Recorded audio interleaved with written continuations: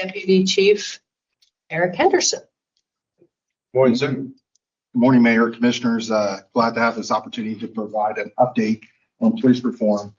So just to remind everyone kind of the process where it started. So back in June of 2020, the City Commission formed 5 committees that were led by, co-chaired by a commissioner or mayor, and also another community leader within our city.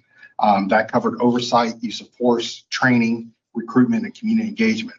Through that process, we had over 100 community members that were involved. We had over 100 meetings, and there was a lot of volunteer hours put in by a lot of folks and a lot of staff time by a lot of people outside of the police department throughout this organization put a lot of work into this. And it resulted into 142 recommendations that came from the City Commission to the City Manager's Office that was reviewed and approved for implementation. So I'm happy to report our implementation progress. So we're actually sitting at 94% of our recommendations have that the recommendations that were made have been approved. There are 4 that are still in progress, and there's 4 that were found to be not workable, basically, just because of the situation. Either it required a lot of cross coordination, not saying that they're all dead in the water. It's one of those things that it's really takes more than just the city of Dayton to take the lead in.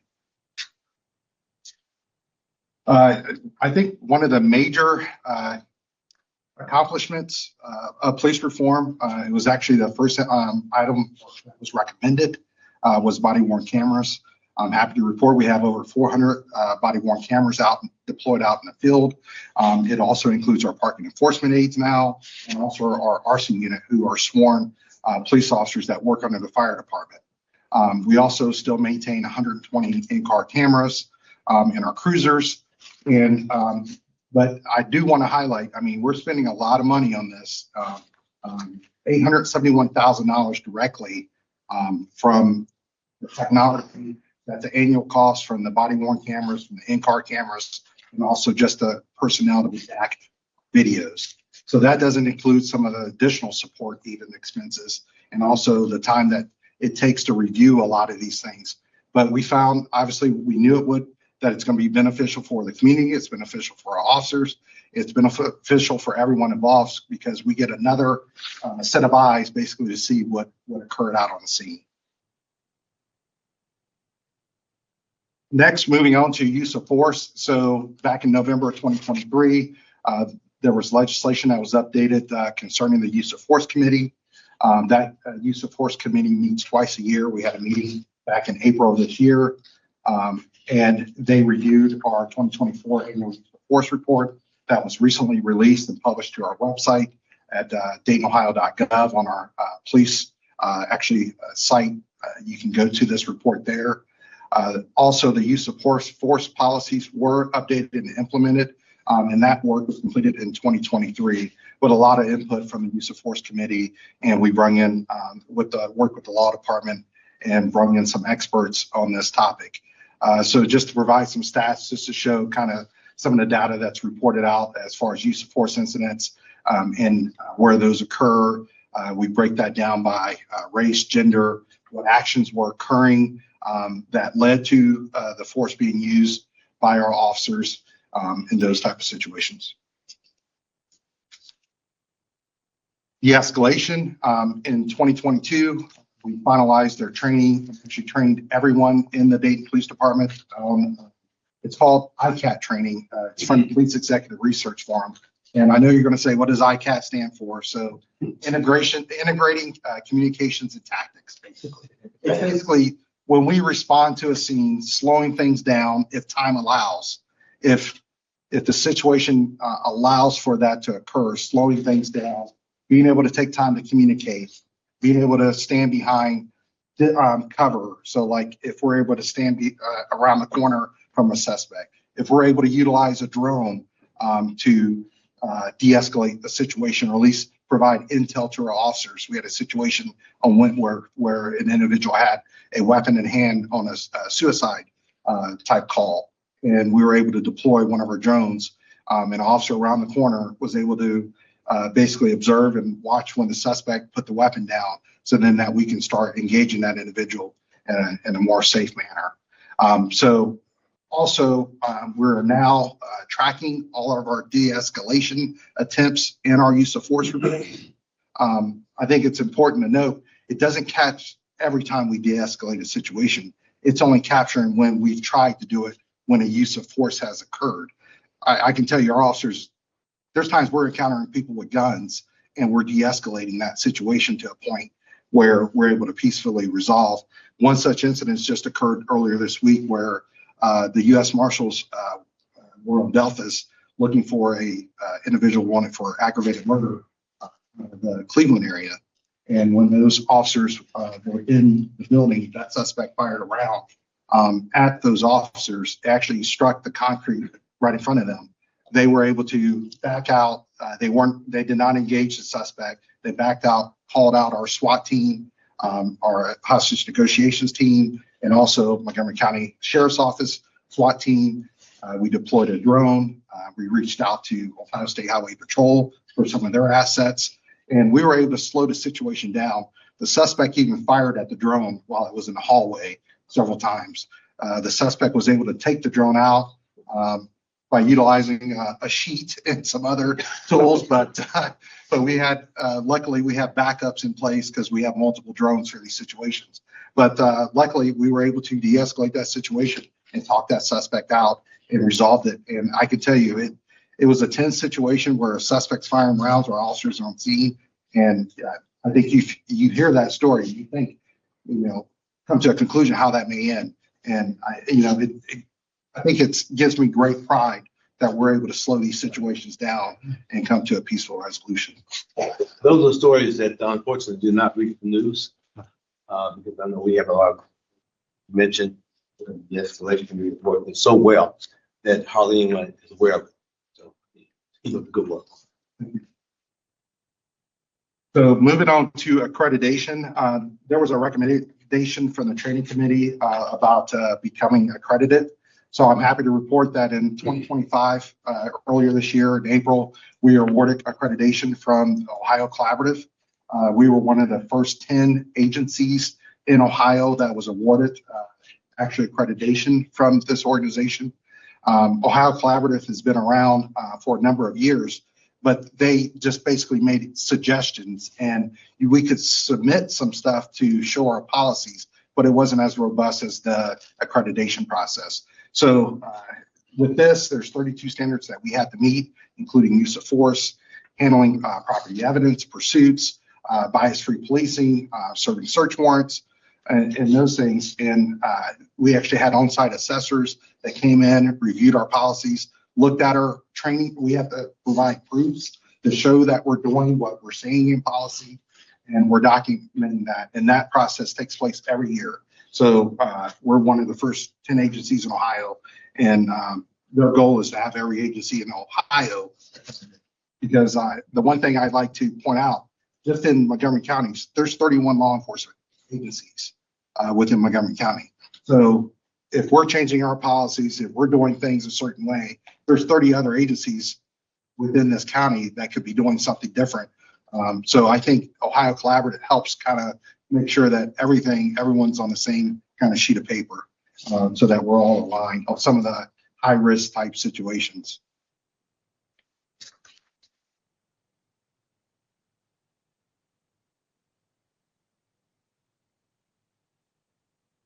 The police complaint process, this covered a number of recommendations about making sure that we have multiple ways for citizens to be able to file a complaint.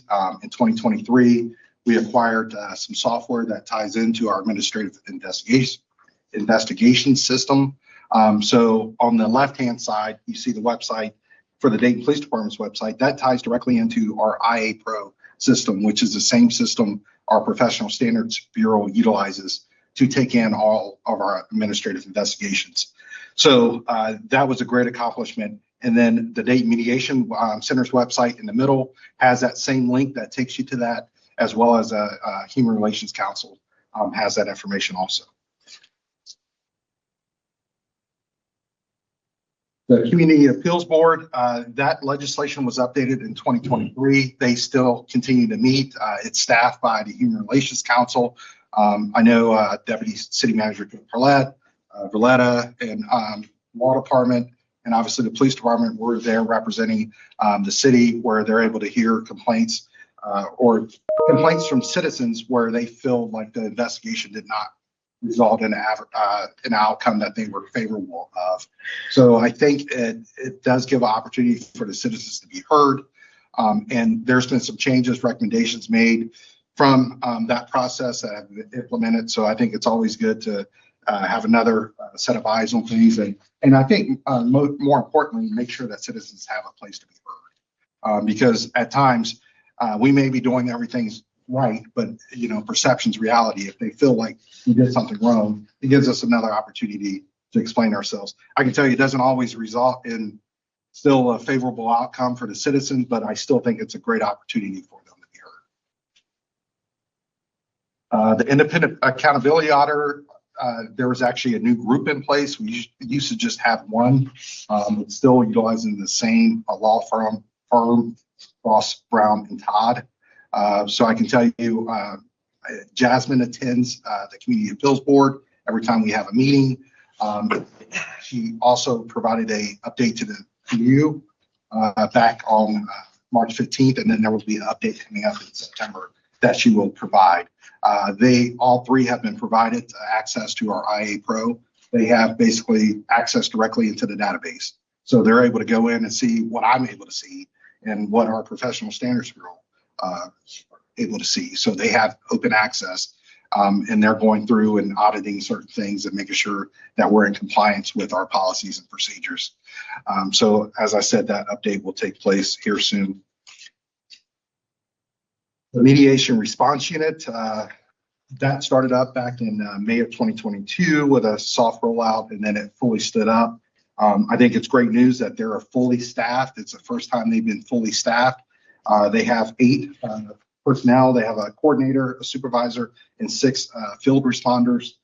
Their work hours are Monday through Friday, 8 a.m. to 8 p.m.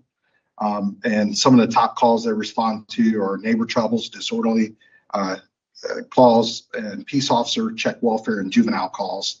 So they don't only respond to calls that come in through our dispatch center. They get some calls direct. So it's kind of hard to kind of track all the calls, but talking to Zaremba, so approximately 7,000 calls since May 2022 they've handled, the MRU has handled.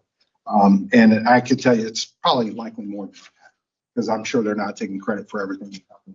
I think the biggest thing is that our officers call for them, to respond for stuff that they feel that they would be able to provide, spend more time, provide a different service or better service dealing with that situation than our officers who have to respond to, our emergency life or death situations. So I think that definitely shows that this process works. One of the recommendations from the community engagement group was having some type of orientation for our Dayton Police Academy recruits. A lot of the folks we hire are coming from our region, not just from the city. So I think it's important that we make sure that all our recruits understand our community, understand the different cultures and uniqueness of of the city of Dayton. So the HRC has held 5 of these community orientation days. Usually they're held at the library downtown, where they bring in folks from the different communities to talk to our officers and share data, share, how, the interactions, how community members could perceive things during certain interactions, and basically just how to have a better understanding of what transpires in our community. And then I think more importantly, the fire department they've had separate events, and they've also combined with our Dayton Police Academy for some of these events. So I think it's a good opportunity, because a lot of times police and fire are working hand in hand. So it's actually, I like it when they're in a room together, because, they're meeting, kind of, while they're going through the same process of trying to become full-time firefighters and police officers. So I think it's a great opportunity for that cross collaboration too. Recruiting. One of the recommendations is a full-time recruiting unit. Since 2020, we've had a full-time recruiter in place. Civil service has worked to extend and reopen application periods. We've had some attrition that we've had to deal with. I think 1 year alone, we had 39 folks leave our department. The following year we had 50. So trying to make sure that we stay at an average of 365 officers. At times that's been a challenge, but civil service has worked with us hand in hand and has really, I have to give kudos to obviously Ken Thomas and David Lawrence, but also Diane Perkins, who's our analyst that handled this. I mean, she goes above and beyond working with us, coming in on the weekends and helping doing the PT test, coming in, giving the proctoring the exams on different dates multiple times. And that was a drastic change from years prior. It used to be you signed up, the test was this day, show up. If you don't show up, sorry about your luck. But they really work to make sure that we try to get candidates through the. And then same with the PT exam, the physical fitness exam, which is a state requirement. They now give a second opportunity for if someone comes in and fails a component of that to actually come back the following week and retake that exam again to give them a second chance. So I think it shows that we're trying to make sure that we're trying to get folks on our agency, and not only that we're willing to give them a second shot if they need it. You can see top right hand corner is Tony Murphy. He's our full-time police recruiter that has been assigned. Really, I think he took over for Sally Jones sometime in 2020, 2021.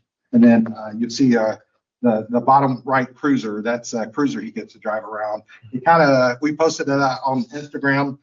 There was a lot of positive comments and some negative, but more positive. I think the young generation really likes it. So that's who we're going after. And then we added a second recruiter last year. This was actually something that the city manager, Shelley Dickstein, came to us about, was the 30 by 30 initiative.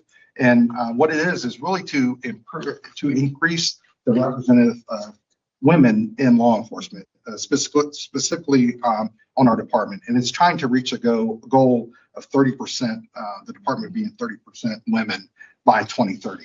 I know that's a stretch goal, but at the same time, it's great to have Casey Cantrell is that full-time recruiter. But it's more than just recruiting, because it's also dealing with internal culture and making sure that we're taking a look at our policies, procedures, opportunities for promotion. I can tell you we've met city manager, chief, myself, sat down and met with the committee, and actually worked on some ideas to make sure that we're breaking down barriers that may be a barrier for a female who wants to promote within the organization or even come into the agency. And then I'll highlight Letha Savage up on the top left-hand corner. She basically is a full-time teacher at Dayton Public School at Ponitz. So she teaches criminal justice classes. So she does a great job. It's important. I mean, she came from, I think she was a teacher or worked in the daycare before she became a police officer. So it was great that she's able to utilize some of those skills she had before and tie it into her law enforcement experience and really relate to the students.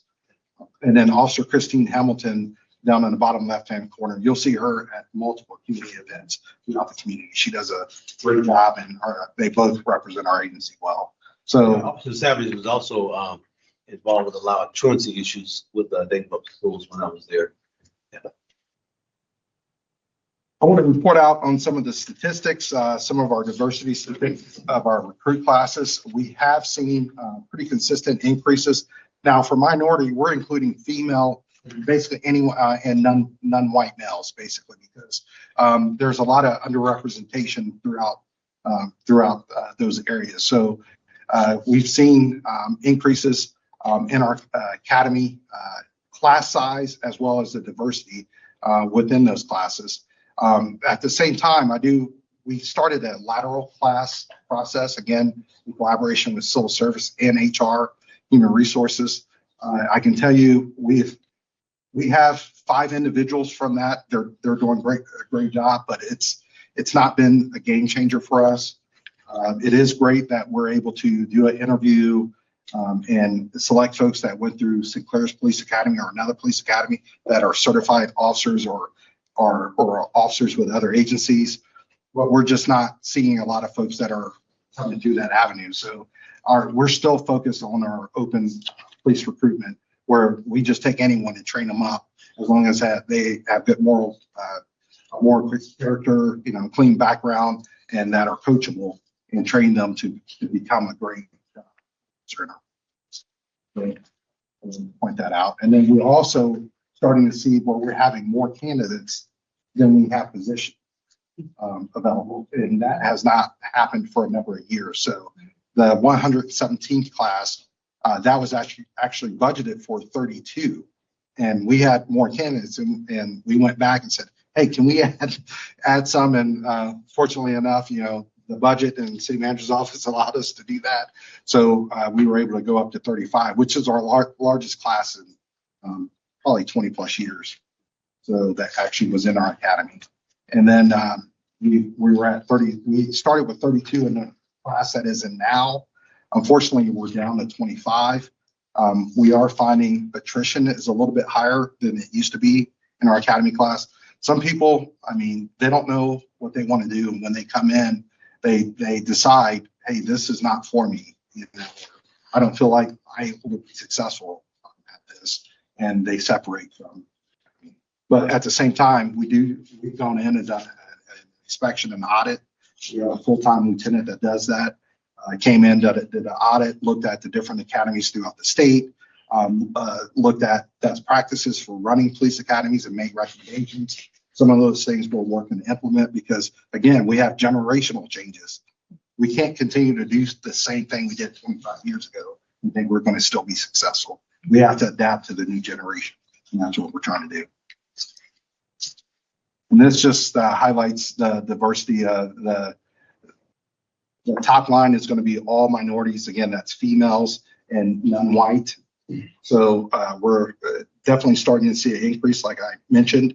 And then female, we're a little, looks like around 16, 17%. 17%. So we're there. And then for Black officers, we did see a decline.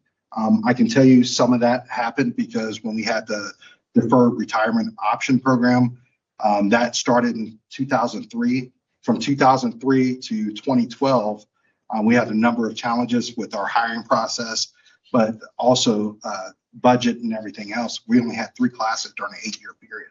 So some of those things, we had folks, there was a large hiring increase within the Dayton Police Department in the 1970s, 1980s, and even in the early 90s. So we've seen some decline there, but we're starting to see that trend back up.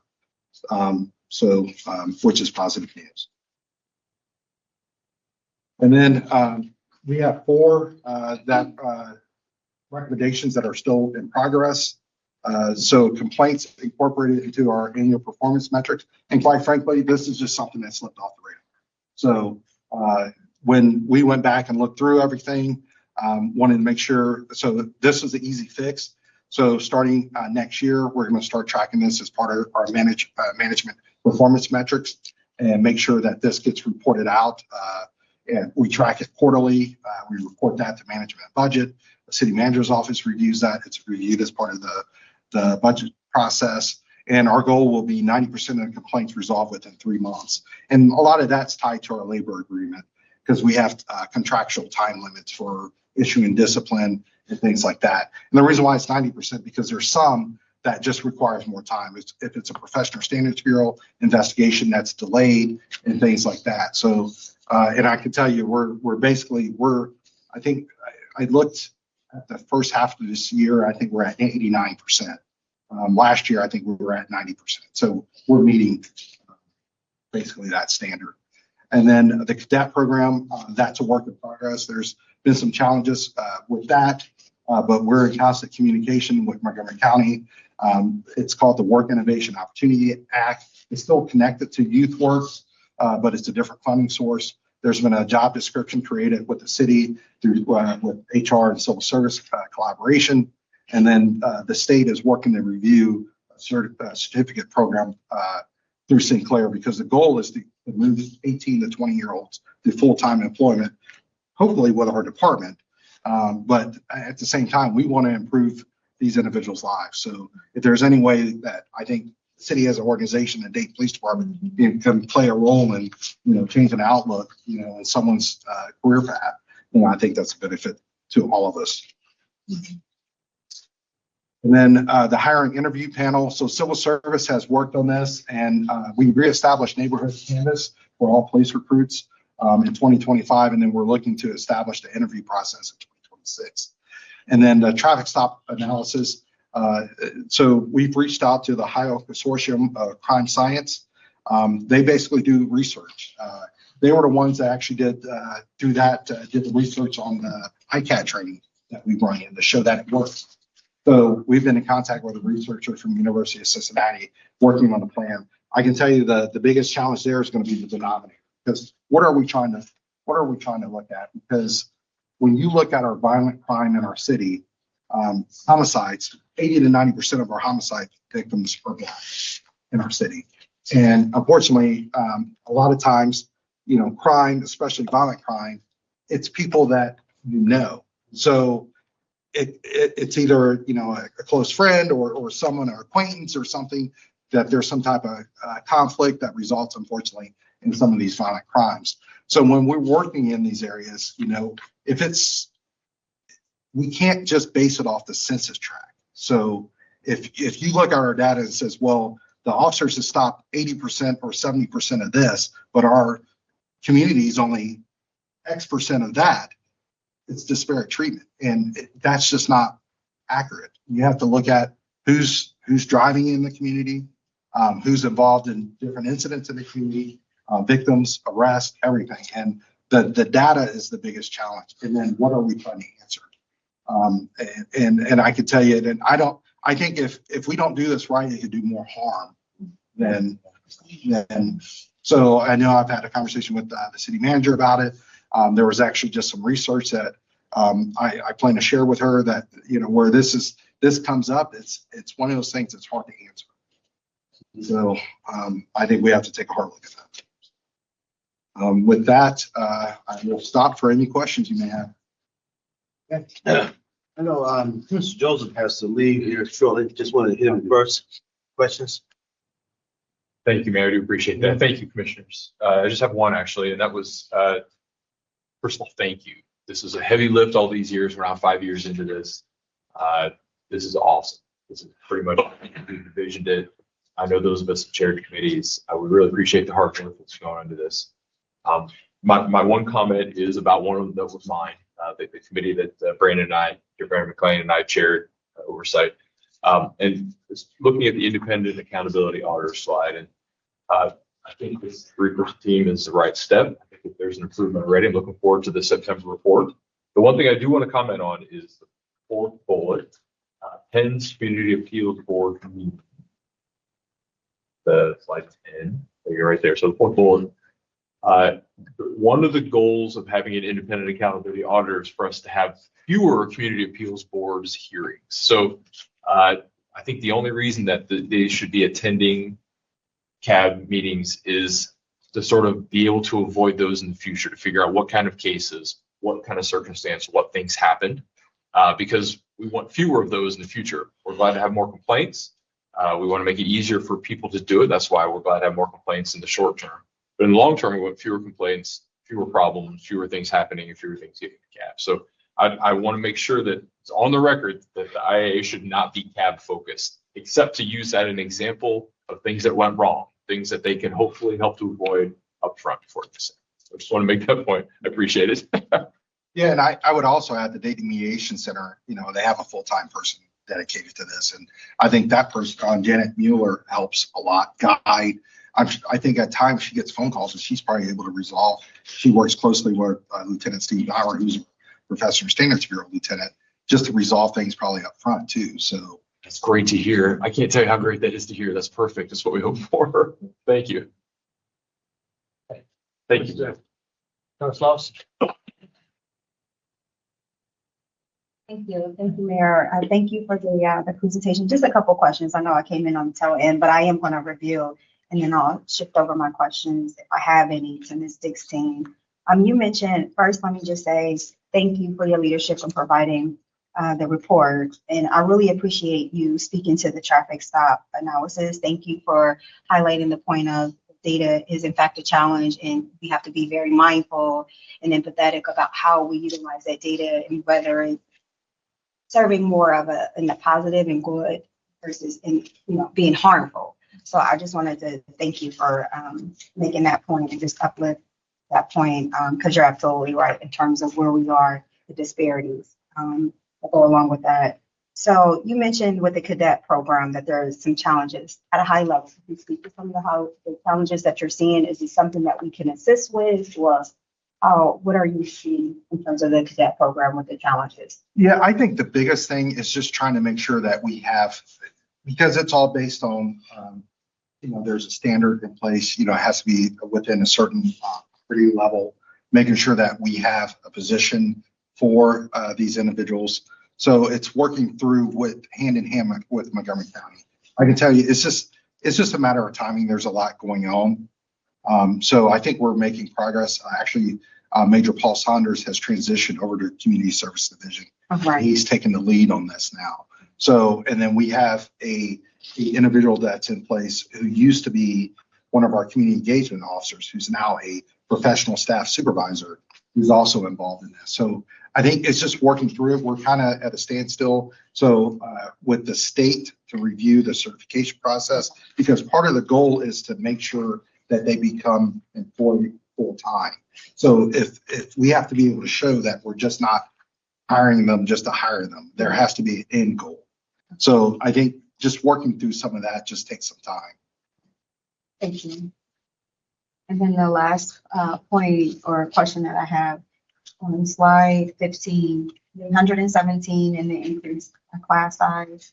Are we past the days of like the stigma that goes behind our police officers in terms of like at one point there were this trend where people were actually leaving the field itself. Do you believe that we're past that stage and we're starting to see an uptick? I know you mentioned that we're seeing an uptick, but do you believe that whole phase of like the this interest, if you will, in the field itself is in away, and there are more people who are now being encouraged to join the various teams across the country? I do. I think it's definitely, it was a challenge for a number of years, Right. just because officers, it's a difficult job, and it's one of those things that what they're doing day in and day out, they have to feel supported.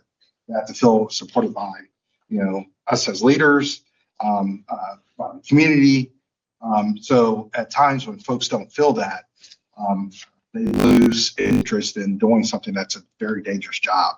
So I can tell you, with the year we had 50 people leave, half of those people left, and some of those went to other agencies, some of them went to careers outside of law enforcement. Okay. So, but we have not seen that type of attrition really since then. So I think we're starting to turn the corner.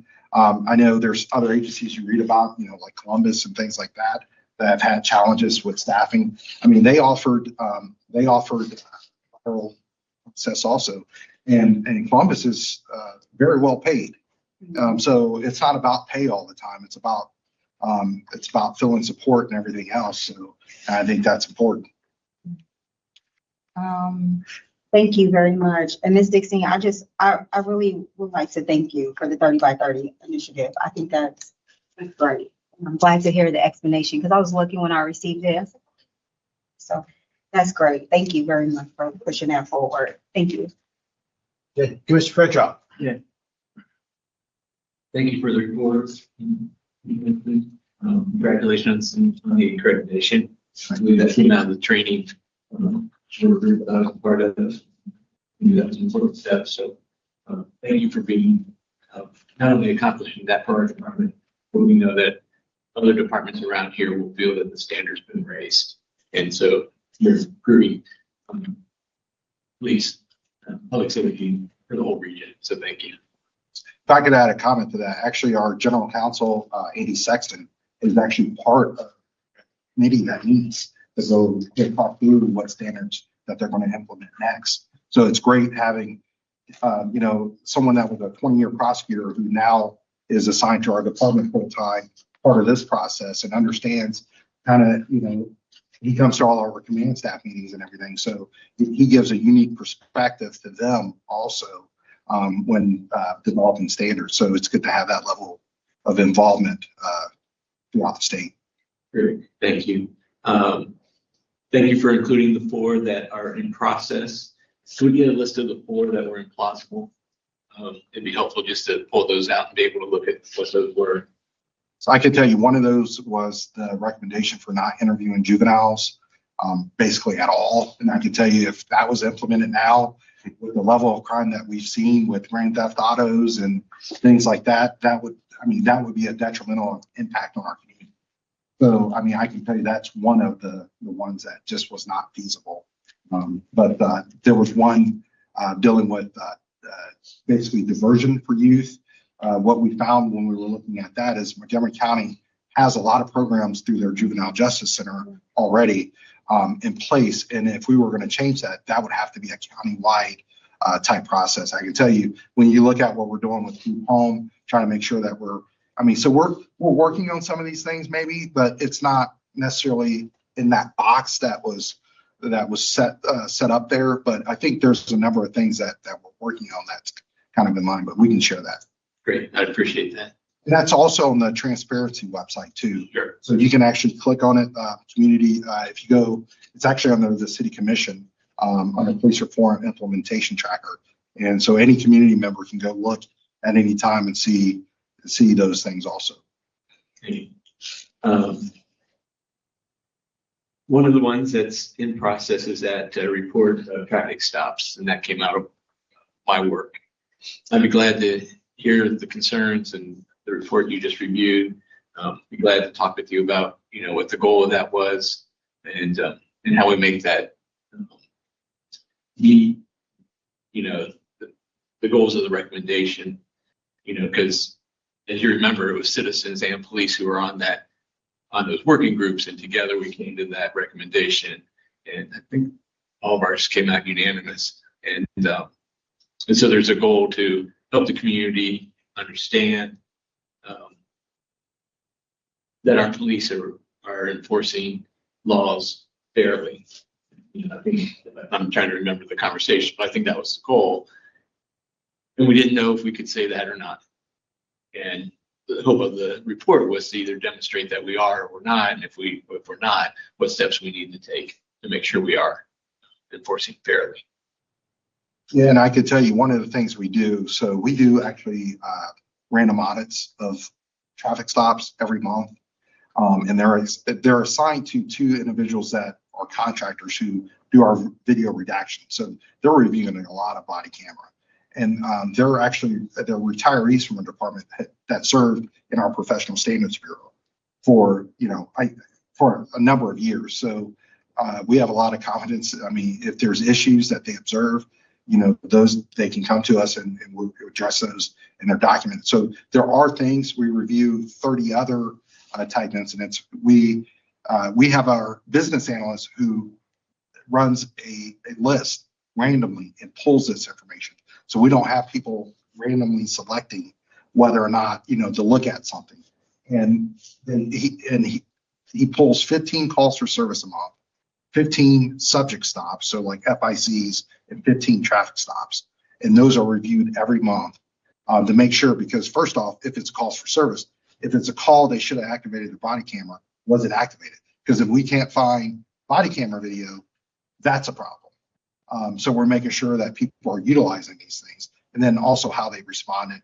And a lot of times we're just seeing small training things, that we're finding, reminders. Our folks, the majority of our folks are out there trying to do a good job every day.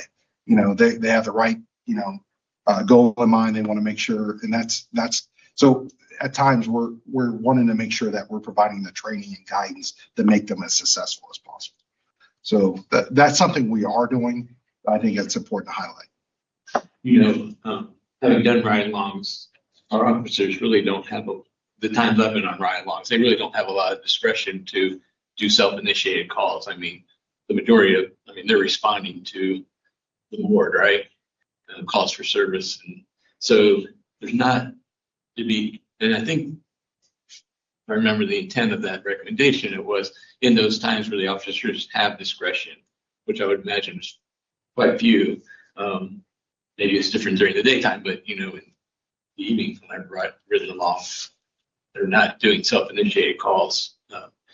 It's to make sure that they're using, that they have the right probable cause as they make those stops. So, but my experience is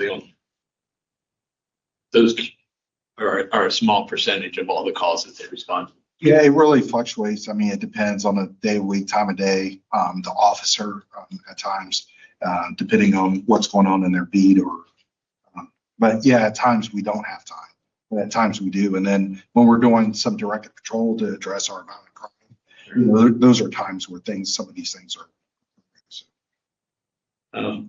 Two more comments. One is that need to go back and look at the recommendation around de-escalation. I think one of the things was the hope that we would capture when de-escalation is used, not even in times of use of force, and that may not be practical, but to your point, it'd be helpful to understand how often our officers are de-escalating things that never get into that the stream of use of force. So Yeah, I think the one thing I would say to that is I think when we look at our uses of forces a year, I think it's 0.12% of our contacts that our officers have.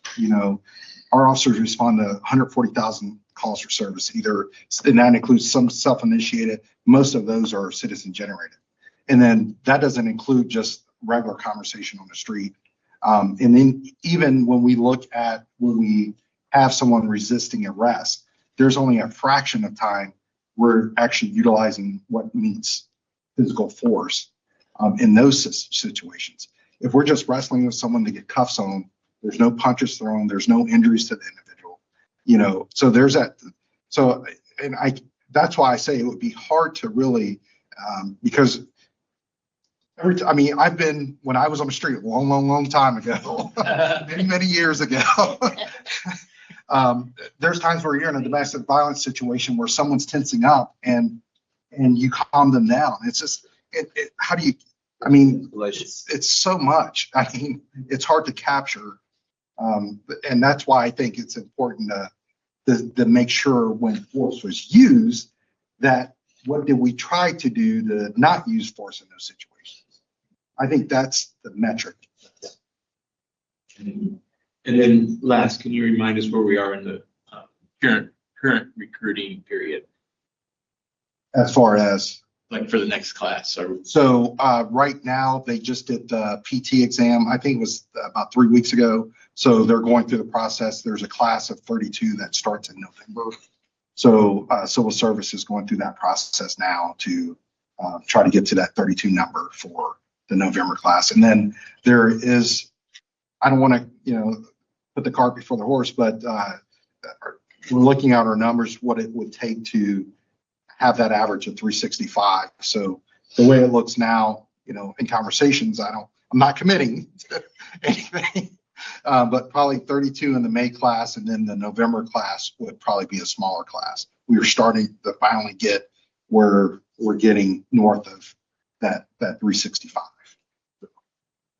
Commissioner, our recruiting is year round now with the two full-time folks. They are recruiting individuals year round to take our tests and get into the queue.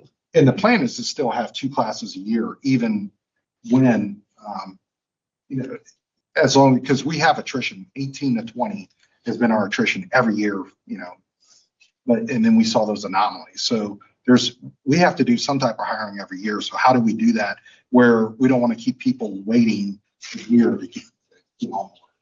How do we still continue to do 2 classes? They just may be a lot smaller, but I think it helps our folks stay sharp with training and everything else. Because again, we went 8 years with only 3 classes, and we lost a lot of institutional knowledge during that period. Thank you. It's shock. And that makes sense. Really, hard to believe it's been 5 years. I was glad, most of my questions were answered already, so I'll just say, I was really glad to hear about the mediation response team and that it's working very well, and that your officers are actually reaching out and engaging them. That's really good to hear. One question that I do have is, how's the Homegrown Heroes program working? I can tell you that's been a challenge for us. It's been a while since we've had anyone come through that process. So that has been a challenge. I know the fire department has had more success. That's something we can take a look at. But again, we've seen the decrease in interest in, at times in law enforcement, but that's something we can take a look at to see how we can make sure we're engaged in that. I kind of figured that was going to happen. It's the law of diminishing returns, right? I mean, folks that were interested in it probably went into the program immediately. So I get that. Well, that's really all I had. Thank you. But that, you know what, Commissioner, that could be helpful with the cadet program. That could be helpful. I mean, so there's opportunities there because that's the thing we're working on. If we can get them on our department as a cadet, when they take the exam for police, then they're actually coming through that. They're going to be placed at the top. Right. If they pass the exam. So it's going to be helpful there. Good. Thanks a lot. The issue in terms of de-escalation, like the conversation we had about that. And I know we talked about that in the committee. One of the things we talked about was creating culture. And as you create the culture for de-escalation, it actually increases de-escalation to the point where you prevent a lot of situations, as you mentioned before, where folks are functioning in the right venue, if you will, and they don't have the challenges. The challenges have been minimized because of the type of training that individuals have received. So especially when you start looking at use of force, if there are more and more individuals, both on the force and some of the individuals in contact with, they are not as prone to be engaged in resistive type of activity that will cause the record to reflect that there's some de-escalation that took place. It just took place on a natural basis. And I think that was one of the things you were mentioning earlier, as you talked about. It's somewhat difficult to note every situation where there was some de-escalation activity that took place. How about the forums that we had in the community relative to being made aware just of know your rights forms, for example? Can you give me some update? Yeah, so HRC has had several of those this year, so we work with them. But then there's been others that have occurred at other locations, like at Wright State and things like that. So that's something that's still something that we participate in when those are planned. But it's working hand in hand with HRC, and because they also bring in an attorney. So we have a law enforcement officer and an attorney. They're also that's helping facilitate those conversations. So that those are still occurring. Yeah, that's why I asked, because I really want you to highlight that, because those are some of the concerns that we had in terms of how you also highlight the escalation, if you will. So individuals, again, in the community are made more and more aware of their rights are, and what the rights of the police officer may be as you go through the process, when you stop, when you have to do, when you don't have to do, when should you do, all those type of situations. I know we did those programs in some of the schools as well. We did it with the Men of Color, Females of Color program, and that helped a lot, with especially the core of young people who are leaders in the respective groups. And when they see them responding in a positive way, was not feeling like they're intimidated, but feeling that they're functioning in the proper way, if you will. It minimizes some of the type of conflicts going down the road. I think that was, if my colleagues asked a lot of the other questions, I am just still excited.